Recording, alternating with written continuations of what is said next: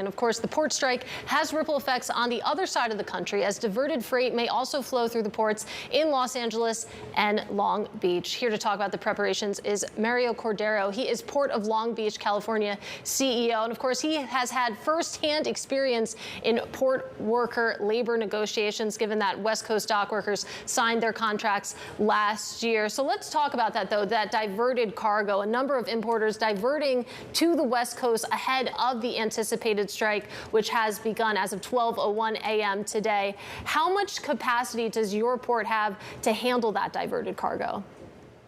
Well, thank you, number one, for this invitation to comment on the question. So right now, we are very fluid. Right now, our terminal capacity at the Port of Long Beach is about 70%. So given the historical number of containers that we have moved, particularly for the month of August, I think that we're in a very good position to, again, handle any continued surge that comes to the Port of Long Beach. In terms of the potential for a massive raise on the East Coast, Mario, if, longshoremen are getting 80%, even 50% more than they already were here. Does that then cause problems for workers on the West Coast who already signed their contract? Will they feel like they're, at a disadvantage? Well, like we've indicated, the West Coast labor negotiations thankfully came to a conclusion. So I think from that respect, there's already labor peace here in the West Coast. As to whether or not that is further impacted, in my opinion, it won't. But again, that's a question for the labor leaders here.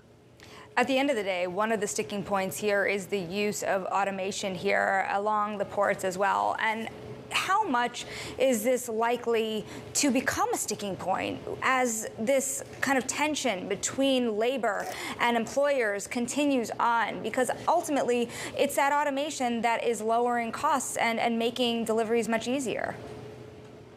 Well, the question of automation, robotics has been an ongoing discussion in various sectors of the workforce. And of course, this includes the dock workers. So this has been a conversation for a number of years. It's going to be continued, a contentious discussion. So I think, again, hopefully the parties come to a meeting of the minds and a compromise with regard to how this looks moving forward.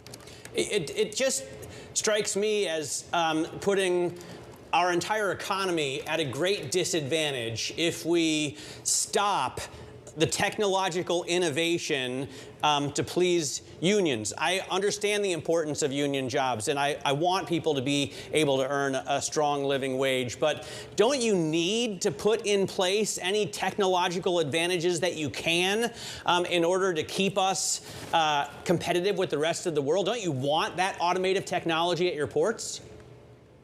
Well, again, this has been a debate, and at the end of the day, from the perspective of a port, we're interested in productivity. So as to whether automation increases productivity, that's an ongoing debate, and there's two sides to this argument. So I think, again, you're correct. This is going to be a continued conversation with regard to whether or not it saves costs with regard to labor, or whether or not the standard mode of operations in terms of the model of operation of terminals, there's the productivity, which at the end of the day, for the Port of Long Beach, can we move these containers in a way that, again, with velocity, with efficiency? And the answer to the question for Port of Long Beach, at least as of now, we moved a historical amount of containers in August, 913,000 plus containers. That's a historical mark in a 113-year history. So yes, this is going to be a continued debate in various sectors here, not only in the nation, but in the global economy.